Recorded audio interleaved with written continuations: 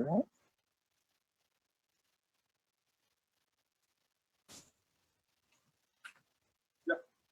hi, everyone. I'm Katie Warner, Center Director here at Audubon Center for Birds of Prey. Welcome to Audubon's Back to School Bird Bash. We're so glad you took the time to join us this morning, and we wish that we were welcoming you in person, but the center is still closed. We've been closed since March, and we look forward to opening soon and welcoming guests back through our gates. We hope to open during September, so please check our website and social media sites for updates. We'll be hosting an online pre-sale ticketing site, so you'll want to get the details. But we're so glad you're here with us this morning. We've been meeting our mission of treating injured and orphaned birds of prey, doing education and outreach such as special virtual events like this, still protecting bald eagles in Florida, and hosting our conservation leadership initiative. Our Back to School Bird Bash started 8 years ago as a way to celebrate the start of school. But we realized this year it's very different. We're so thankful for people locally and people beyond our reach to be able to join us virtually.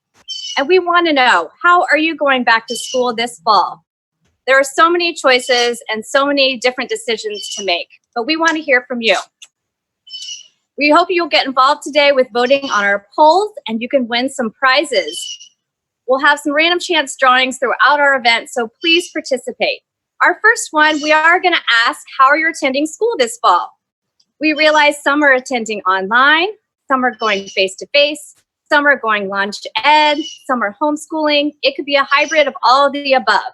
So if you would, those that are on Zoom, please comment in the chat box. Those on Facebook, please put your comments in the comments area and share with us how you're going to school, and you'll be entered for a random chance drawing. If you've graduated already, just drop in the comments what your graduation year was, and you'll also be registered to win. We'll be giving away some bird feeders, which you can enjoy hanging in your yard or in your neighborhood. Again, you'll comment in the chat box in Zoom or Facebook on the comments area. For those that are new to the Center for Birds of Prey, thank you for having us in your living rooms today. The center started in 1979 due to a need to care for injured and orphaned raptors like eagles, hawks, owls, and falcons. Today, we continue that with treating over 700 injured and orphaned birds that arrive to our doors each year. We also do education throughout the year and use ambassador birds to tell our story and use them as tools to share our conservation message. We're part of the Audubon Florida Network, and we protect water and wildlife. We're also part of the National Audubon Society, extending our reach throughout the country, protecting land, water, and wildlife, and working on important environmental issues like climate. Of course, one of our goals today is to raise money. Since closing our doors in March, we have a great financial gap we have to fill with no visitors and no in-person programming. We're asking for your help to continue to support the important work that the center does each day.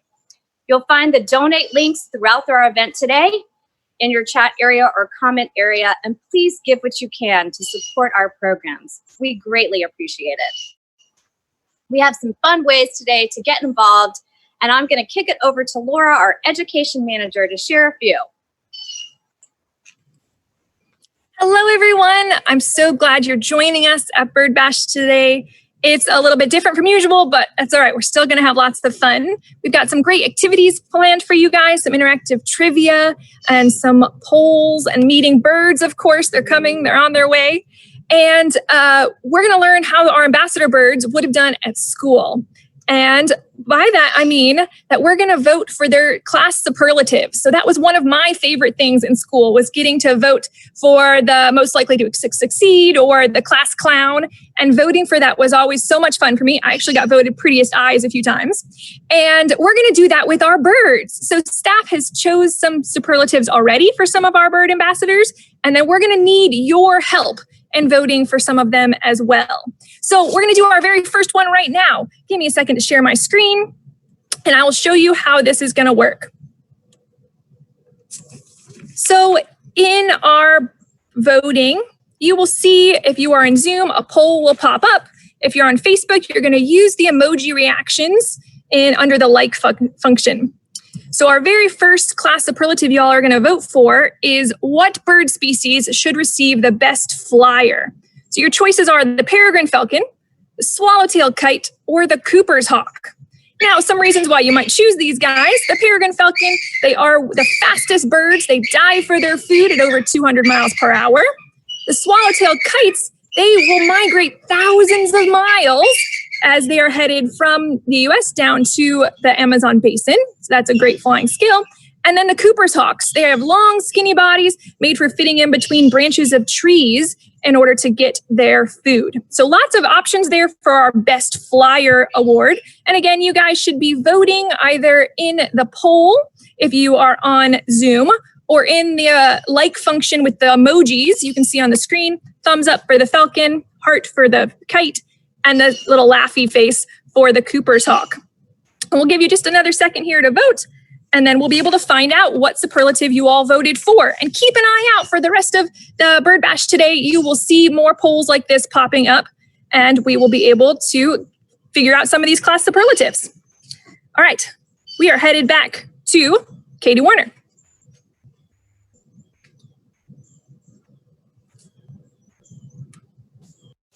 Hi guys, great job. Wasn't that fun? Who did you vote for? I believe our best flyer winner was the swallowtail kite. One of my total favorites. Their migration is amazing, and their ability to catch prey on the wing always continues to fascinate me. Stick around for more voting throughout our event. If you're new here, we want to welcome our first-time visitors to the Center for Birds of Prey, and thank you again for joining the Back to School Bird Bash. We're getting ready to visit our first ambassadors, but let's announce some winners. We have Kim Dorzinski from Facebook and Laura Kruger from Zoom. If you'll please check your areas and direct message us with your address, we will mail you your prizes after today's event. Awesome, I'm so excited for today. Let's welcome Maggie and Laura.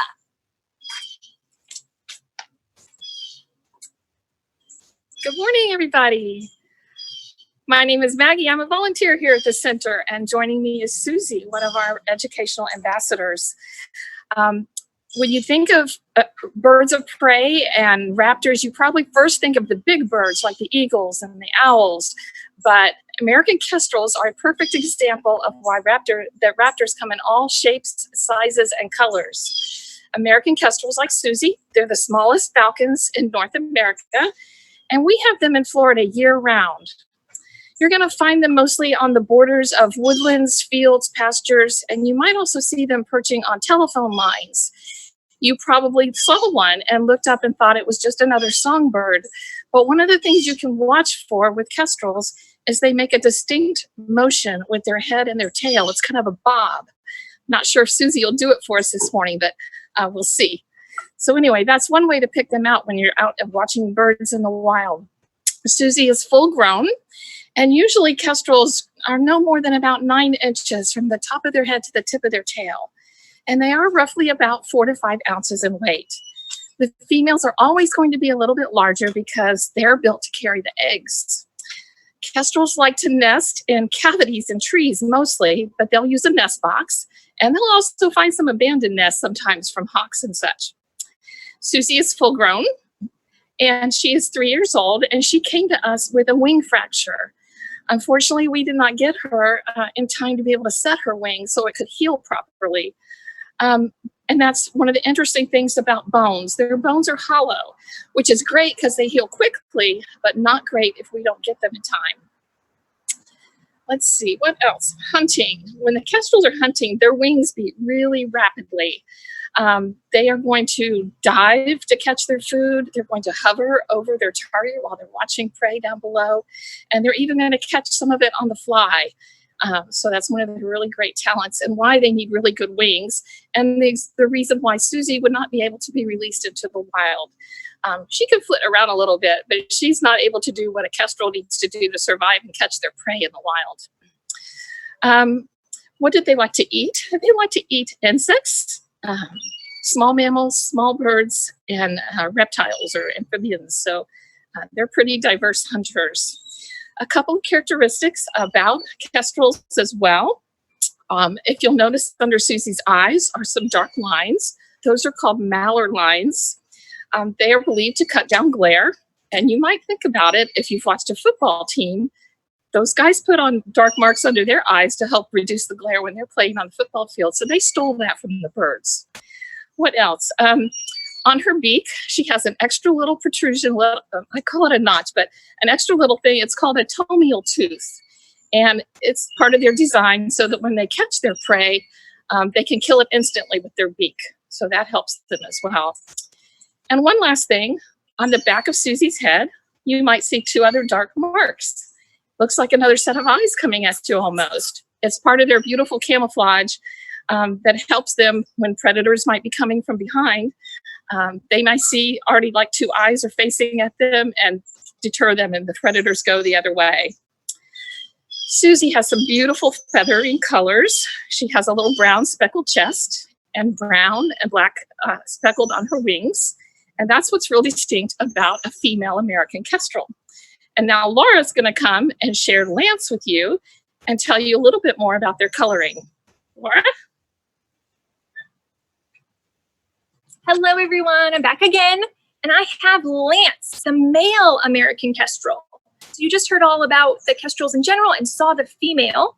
And in this case, you can see how his coloration is different with his gray colored wings and his solid back and gray head. So for most raptors, the other species, you cannot tell male and female apart. They look exactly the same.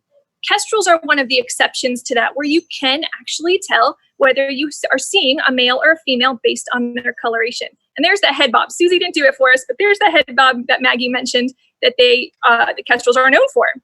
Now, Lance is 5 years old, and he was rescued with an injured pelvis. So his hip bones, and you might be able to notice how he sits a little funny on the perch with his tail tucked in, and that's just still the result of that pelvis injury. We were unable to get it to heal well enough for him to go back to the wild, so he has been with us for those last few years as one of our ambassador birds. Now, Susie and Lance together won a class superlative of being the cutest couple and the homecoming king and queen, which is, of course, adorable. It's fun to see the males and females together. But I should also say our center doesn't have breeding permits. So although they look very cute together, they are not actually a mated pair. Now, we are raising funds today. One of the reasons why we have our bird bash is to help support our center. We closed down in March. We've actually been closed to the public since for 167 days. Not that anyone's counting, but because of that, we need your help. You will find the donation link in the comments or the chat section, and you are able to, if you're able to help us, we would really appreciate your support. We have continued our bird care and our mission of being able to educate the public about the need for raptors and healthy habitats. All right, next up, we are going to test your knowledge with some trivia. We're headed to our science class with Kristen. So anybody who votes is eligible to win a prize during our trivia game. All right. Hello, everyone. Thank you for joining us for Bird Bash today and for trivia. So let's go ahead and get started here. All right. So how trivia is going to work this morning. This is not a pop quiz. This is definitely just some fun trivia for us today. Just a reminder, trivia will best be experienced with your sound on. We will have some sound effects today, so make sure you don't have yourself on mute for this. What's going to work is much like the polls we've done so far, the questions will appear here. If you're joining us on Facebook, you can use your emojis or your reactions to select your answer. And as you do so, you'll be able to see what everyone else thinks the answer is too. If you're joining us, or you can try that now if you're joining us on Facebook.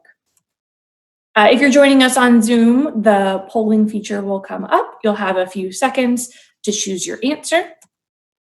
And then we'll go over the correct answer together and see what everyone else said too. All right, be sure that you participate, vote, use your reactions on Facebook, because we will be doing a chance drawing from the people that participate in our trivia. All right, so let's get started here. How wide is a bald eagle's wingspan? Is it 5 feet, 7 feet, 10 feet, or 12 feet? I'll give you a couple seconds to think about that one.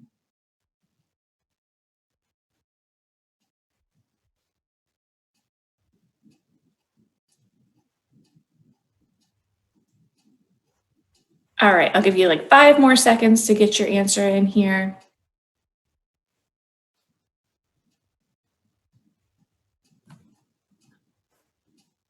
All right, so let's see what you all selected. All right, so pretty varied in our answers here, but about half of you said 7 feet, and that's correct. Great job, everyone.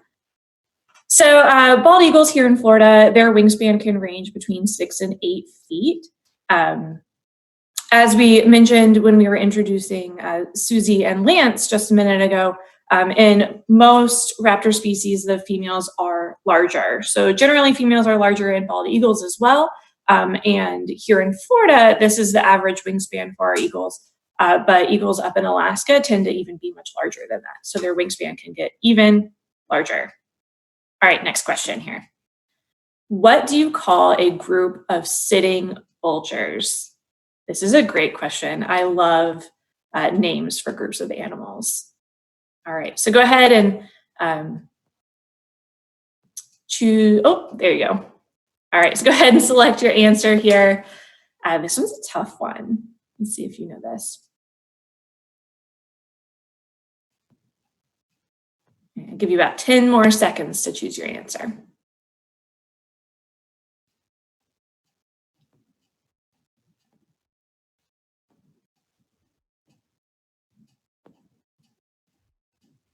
All right, let's see what you selected here. All right, so over half of you said parliament, and it's actually committee. So the interesting thing is groups of vultures have a lot of different names depending on what they're doing at that moment. So they're a committee if they're all sitting on the ground together, but they're called a wake if they're all eating, and a kettle if they're all flying. So if you've ever seen a group of vultures flying kind of in that circular motion, that's called kettling, and they're called a kettle as they fly together in that, or soar in that circular motion. All right, next question here. Which of the following does not help to classify a bird as a bird of prey? So what we're looking for here is the kind of feature on a bird that doesn't necessarily mean that it's a bird of prey. Lots of fast answers on this one. So we'll give you about 5 more seconds to select your answer.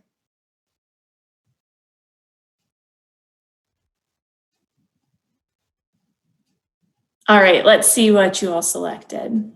Flies fast. Yes, that is absolutely the correct answer. So lots of birds of prey can fly fast, but birds that fly fast aren't necessarily a bird of prey just because they can fly fast. So this is a picture of a peregrine falcon here, which is a very, very fast bird, and we'll talk about how fast they are a little bit later too. But remember, other birds of prey don't necessarily fly fast. That's not a major trait of theirs. Many birds soar, glide, or spend time on the ground, like a burrowing owl, or even vultures spend a lot of time on the ground too. All right, swallowtail kites are migratory. About how far do they travel each way during their migration? So if you have a really great memory, Laura briefly mentioned where they travel to and from, which might help you out a little bit in selecting your answer. Give you about 10 more seconds here.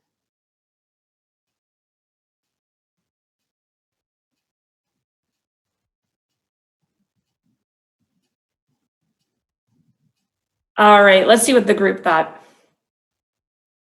All right, so the group says about 4,000 miles. I have a terrible spatial sense, so let's see. Oh, and you all are right, it's 4,000 miles. So as Laura mentioned earlier, they have a pretty expansive migration. So they will travel from the southeast region of the United States down to the Amazon basin and then back. So they're at this point of the year, they're probably on their way back down to the Amazon basin. They visit us for the summer, so they take a little summer vacation to the southeast United States. Good job, everyone. All right, next question. When you hear a bald eagle in movies and TV shows, it usually is the wrong bird call. The call you're actually hearing belongs to a who? We'll give you about 10 more seconds to answer this one. So a lot of people don't realize that that sound you're hearing doesn't belong to a bald eagle. The sound a bald eagle really makes is not nearly as majestic. So I get why they would want to use a little bit of movie magic, but it's not real. All right, let's see what everyone selected. Good job. So most people got that right. That is, in fact, the sound of a red-tailed hawk. So I have that sound here for you to hear. So that sound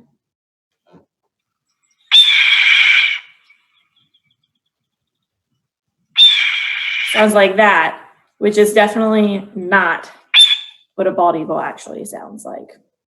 You might be able to hear a bald eagle sound a little bit later. All right, next question. What species is this adorable baby raptor that you're seeing in this picture here? What kind of species is this?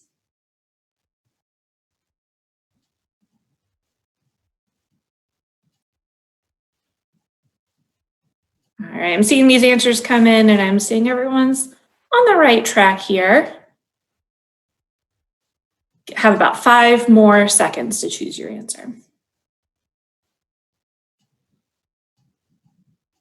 All right, let's see what everyone thought. All right, good job. Over half of you got that one right. So this is a picture of a baby barred owl. This is actually one of our ambassador birds. All 3 of these pictures are pictures of Maple. So we had Maple ever since she was a teeny tiny chick, several days old. And so she came in as a little nestling or hatchling and has grown up with us ever since. So that far right photo is a picture of her fully grown, and she's still with us today, helping us teach about raptors and birds of prey. Good job. Some things that you might have used to know that this was a barred owl is you can actually see her beak looks very similar in all 3 of the photos. So she has a narrow yellow beak, and then you can't really see them in all of her cute little chick fluff, but she has fluffy legs. So she has feathered legs, which is an indication that she's an owl too. When she got a little bit older, you can start to see that facial disc, which she has as an adult as well. So just some of the clues that you can use to help decide that Maple was a barred owl as a chick. All right, next question. True or false? Osprey are bad hunters and often steal fish from other birds. Interesting. Do you think osprey steal from other birds, or do you think that they hunt for themselves? We'll give you just a few seconds on this one since there's only two answers to choose from.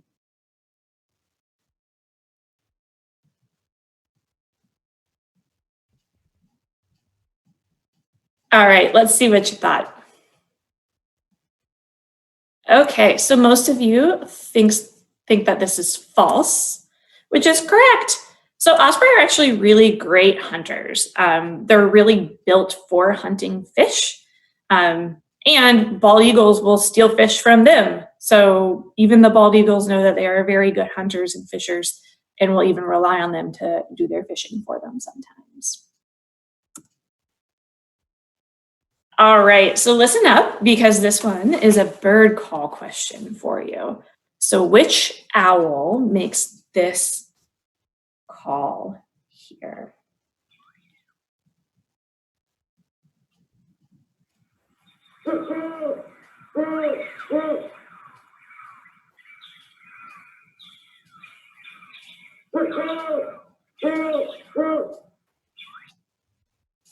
All right.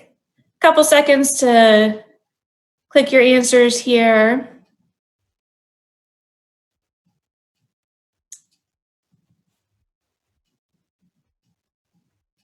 Yeah, so this is a call that you might hear in your neighborhood at night.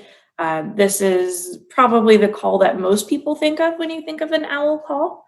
Let's see what our answers say here. All right, so a little split in your answers here, but about 57% of you thought it was the great horned owl, which is correct. This is a picture of Henry, our newest great horned owl ambassador at the center.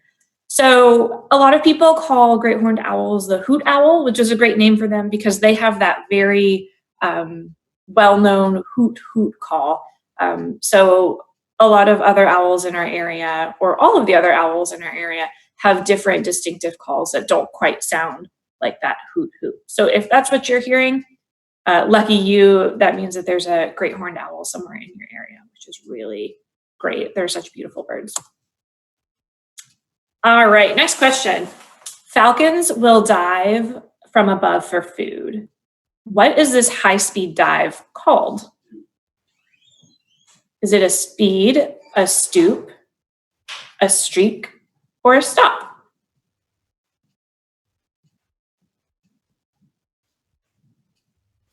Give you about 5 seconds here.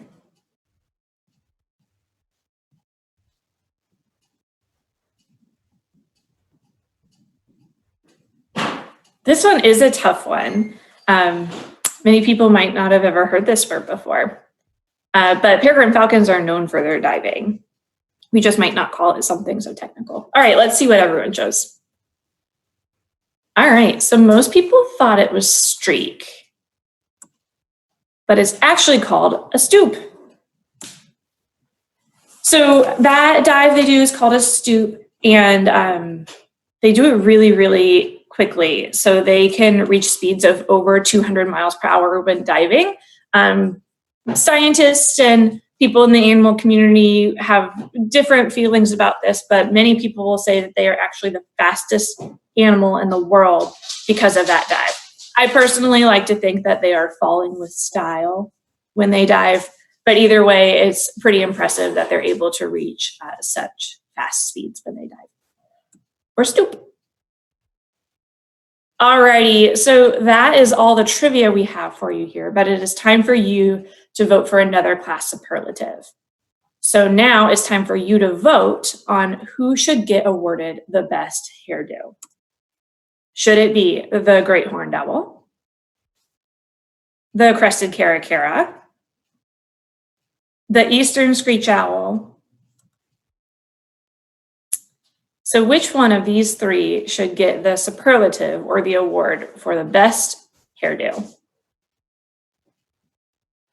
Give you 5 more seconds to cast your vote here.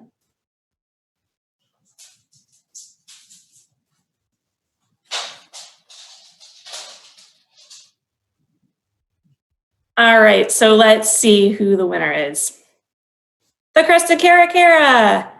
That's so great. I think that they have a really wonderful hairdo as well. All righty, so now it is time for some prizes. So if you participated, you were eligible to win a prize with us.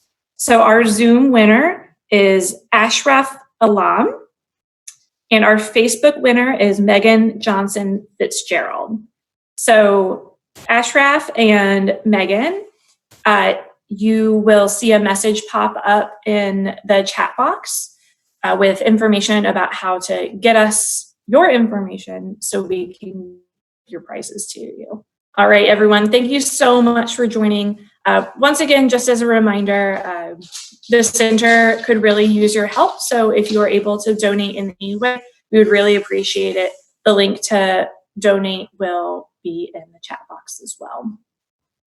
Thank you so much for joining us for our Back to School Bird Bash trivia today. But we're not done with the Back to School Bird Bash overall today. So now I'm going to hand it over to Nancy, who's got another friend for you to meet this morning. Thanks for playing.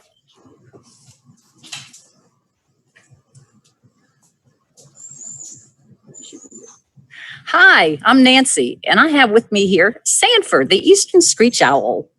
Sanford is so cute. Everybody falls in love with him when they see him. And partly it's because he's so little. And it always raises the first question about him. Is Sanford a baby? And the answer is no. Sanford is a full-grown eastern screech owl. He's actually 9 years old. Pretty old guy. So Sanford came to us when he was a baby. He'd fallen from his nest in the town of Sanford, Florida, hence the name. And he was rescued, brought to us, and he had badly injured his wing. So while we cared for him, the wing was never healed well enough that he could fly and survive out in the wild on his own. So he's became an education ambassador bird. So in addition to being cute, he helps educate people about owls and other raptors. So Sanford's actually looking a little scruffy right now, and that's because he's molting. Molting is the process where birds lose their worn out feathers and start growing in new ones. And for raptors, that happens this time of year in the summertime. In the spring, they're busy raising their babies. But once they've finished doing all that, they direct their energies to creating new feathers. And so Sanford's in the process of doing that right now. And in a few weeks or in a month or so, he'll have all his new feathers and a whole new set and will look a little bit less scruffy, right, Sanford? Yeah. So a couple things about these owls. They are eastern screech owls. They're found in the eastern half of the United States, which means east of the Rocky Mountains. They like to live in hardwood forests. They like the big old trees. And they like those because it provides some protection. It provides habitat for their prey. And importantly, it provides big holes in trees where they can provide nests for their babies. They are cavity nesters. So they're looking for trees that have holes in them. And you might have some hardwood trees in your neighborhood, maybe a lot of them. And it's possible that you've got eastern screech owls living near you. They're hard to see, and for a couple reasons. Number one, they're small. They're also nocturnal. Sanford's looking away. They're nocturnal, so they're active at nighttime while we're sleeping. They're up and about doing their thing. And thirdly, they're really well camouflaged. So even if you came across one of these owls in the daytime, if you look at Sanford's coloration and the stripes of his feathers, he would camouflage really well against an old oak tree, even pine trees and stuff. So they're well camouflaged. But keep your eyes and ears open because they might be around your neighborhood. So I want to point out a couple things. They have ear tufts, and Sanford just kind of raised his. These are the pointy things on top of his head. They're not actually their ears. They're just feather tufts. They can lay them down or raise them up. Scientists aren't 100% sure what they're for. They think perhaps it helps in aiding with the camouflage. Perhaps it aids them in communication with other birds. And the other thing about owls is people always talk about them turning their heads all around. And maybe you've seen this in cartoons where the owls are spinning their heads. Well, they actually can't turn their heads all the way around, but they can turn them most of the way around, about 3/4 of a pie, 270 degrees. So they can sit on a branch very quietly and move their head around looking for prey or for predators. He's a small bird. So a small bird means small feet and small talons, and that means the prey he catches also has to be small. So you might picture an eagle or a big hawk catching a rabbit or a squirrel. Well, Sanford can't do that, but he can catch little things, and his diet would be primarily insects. So if you don't like things like roaches, screech owls are a great thing to have around because they eat roaches. They might eat also small mammals, maybe little mice, things like that. Sanford has already been voted the superlative most likely to be famous. And that's because Sanford is already on the road to fame. In addition to all the people that love him when they come to the center and see him or have seen him out in educational programs, Sanford also has his own Facebook and Instagram accounts. So you too can help Sanford on his road to fame by following him on those accounts. I think we're putting the names up on the chat. It's Sanford of CBOP for Instagram, or Sanford the Eastern Screech Owl for Facebook. So help Sanford even become more famous. So Sanford and all of our education birds work to help teach people about raptors and their importance in the ecological niche, as well as what we can do to help them. And to help these birds in the wild, we need to do things like conserve their habitat and make sure that they have plenty of fresh water, clean air. And there's things that we can do to help these guys. And remember that your donations to the center help support, among other things, our educational mission to teach people about raptors. So now we are going on to our home economics class. What is that? I guess we're going to find out. So on to home ec. Hi everyone! I'm so glad you're able to join us today for Back to School Bird Bash 2020, the virtual version. I am here in the bird garden with my friend Rania, and Rania is a red-shouldered hawk. You can probably hear the eagles in the background as well. Now Rania is 10 years old this year, and she was rescued because she was found and kept as a pet and is a human imprint, so could not go back to the wild. But she is one of our residents here, and she loves enrichment. So I'm going to show you really quick about bird enrichment. Follow me down below.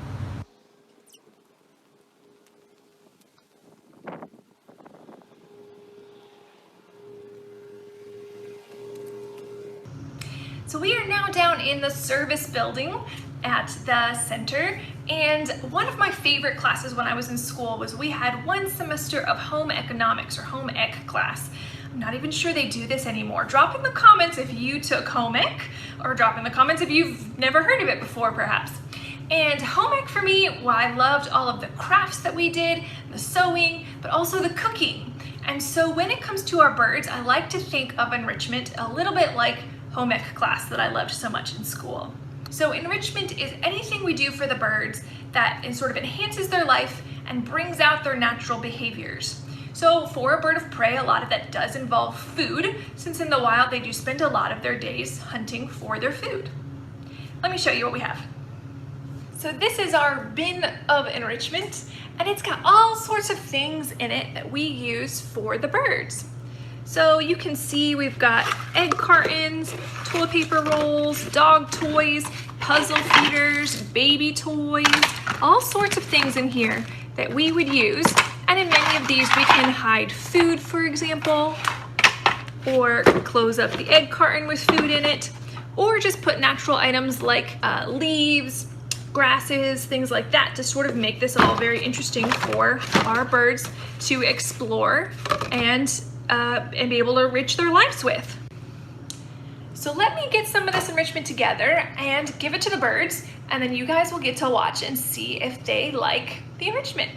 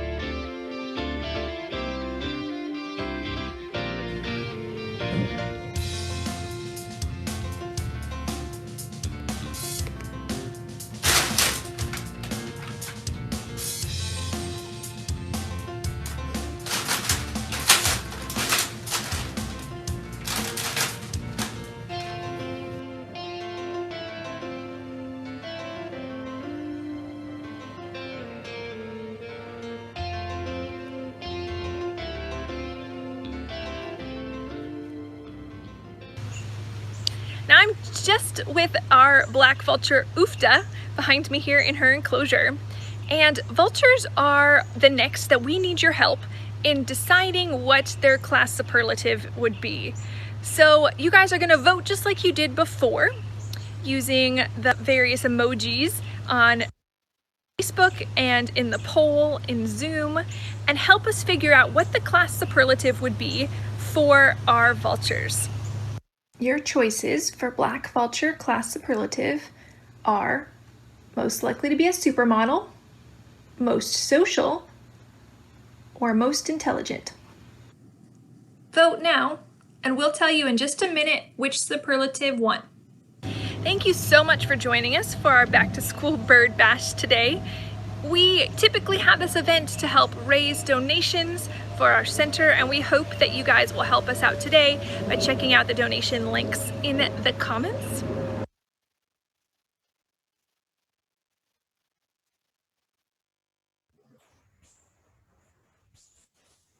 Hi, everyone.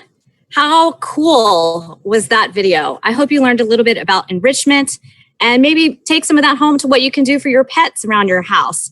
As you can see, our birds thoroughly enjoy enrichment, and it is so important to their lives here at the Center for Birds of Prey.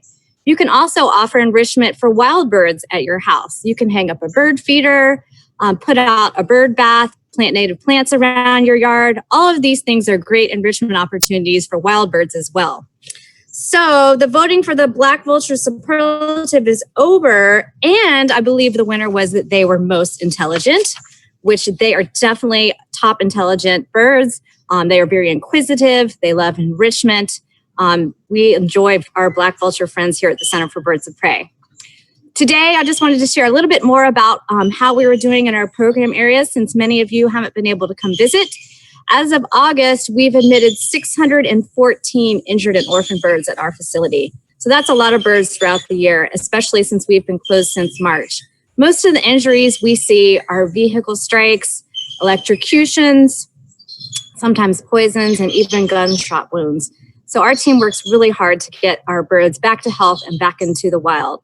All of this takes an extreme amount of resources and time and energy to get them where they need to be.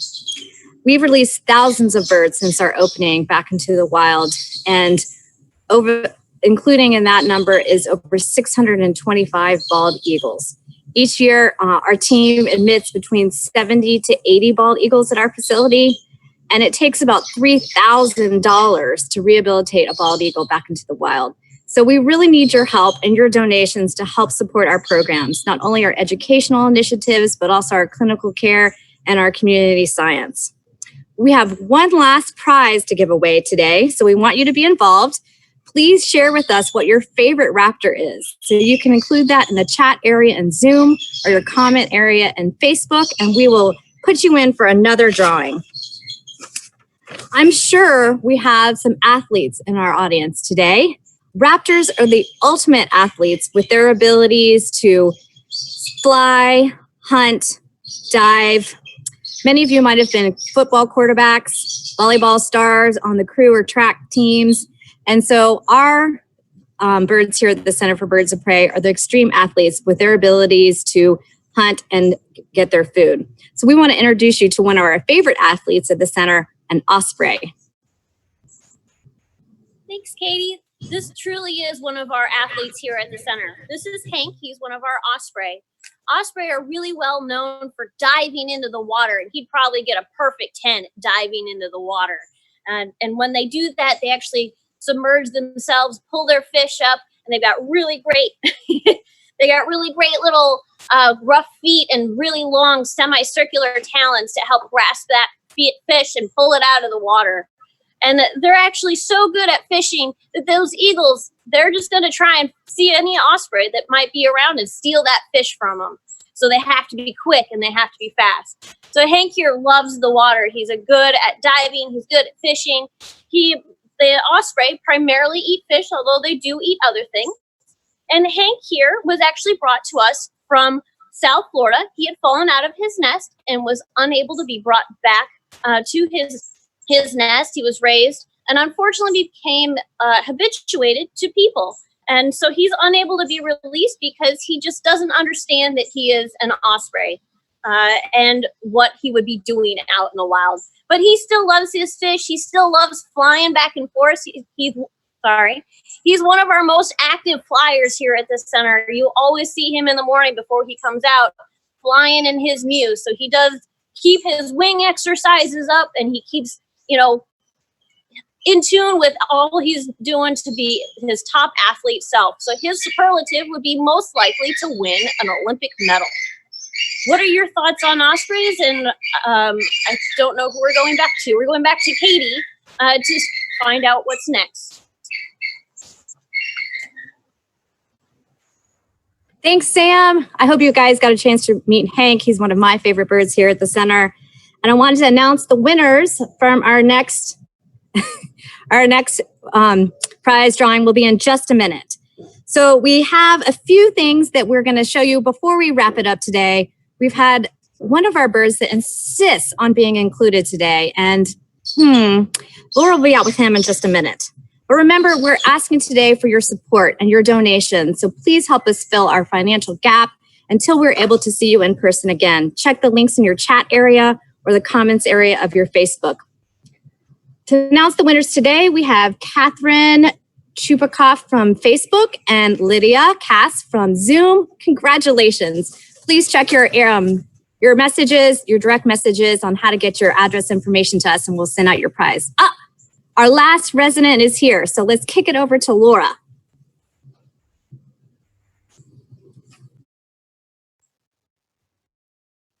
Hello, everyone. So one of our most favorite and famous residents insisted upon being here with us today. So I have Trouble the bald eagle. And Trouble is one of our oldest residents at 34 years old. And if you check out his face, you might be able to see he was rescued because of his beak. So he has a scissored beak. It's actually crossed over, doesn't line up the way it should, opening and closing. He was spotted in his nest by a wildlife photographer and noticed his beak was crooked. We worked with FWC here in Florida to take him from his nest, and he had a few surgeries when he was younger, and we got his beak better, but never enough to go back to the wild. So he's been with us for 34 years, which is pretty impressive. And again, he is one of our favorites around here. He's one of our bird ambassadors who is obviously glove trained and kennel trained, and often will go visit schools in order to teach children about the importance of raptors and their habitats. Now, we have one last poll for you guys in voting for class superlatives. We're going to figure out what class superlative bald eagles should get. So your choices, well, you're going to do like what you did before, voting in the polls or voting by the emojis in Facebook. And your choices for bald eagle are either worst singer, best dressed, or most likely to be your boss. All of those are quite fitting in my opinion. We learned before that beautiful, majestic call you associate with bald eagles is not actually their call. They're quite squeaky and not very cute when they make their noise. They are quite well dressed. You can see their beautiful attire. And bald eagles are a little bit of a bully. They like to boss other birds around. We mentioned before that they will steal fish from ospreys. So any of those choices would be great options for you to choose for the bald eagle superlative. So go ahead and vote for that now. As you do, I'm going to continue talking about our bald eagle here. They are impressive birds. They have very strong talons. In their talons, they have strength of squeezing over 300 pounds of pressure per square inch. They are mostly fish eagles, but they're also opportunistic. So they will steal fish from ospreys, like we've mentioned. They will eat roadkill. They will eat other birds and other mammals as well that they find for their hunting. They've got great eyesight to be able to do that. And of course, their wonderful sharp talons. All right, that is our last bird ambassador to see you. We're going to send it back over to Katie Warner to wrap up. Hi, guys. I'm sure you're excited to see Trouble. He always insists on being involved in our programs here at the Center for Birds of Prey. And I hope you enjoyed your time here today. Again, we really look forward to reopening soon, so check back on our website. And we plan to open during September. That way, when you come and visit, you can get a chance to see in person Trouble, Rania, Lance, Susie, some of the birds we got to meet today, especially Sanford. Again, thank you for your support. Thank you for our team that did it today. And again, we're asking for your donations. Give anything you can. If you haven't had a chance, we would appreciate it. Check the links in your comments area and chat box. And today we leave you with something super fun we thought from us. We will be sharing a throwback from our high school years with some of our photos and any superlatives that we might have won as staff at the Center for Birds of Prey. So again, thanks for joining us, and we'll see you all soon.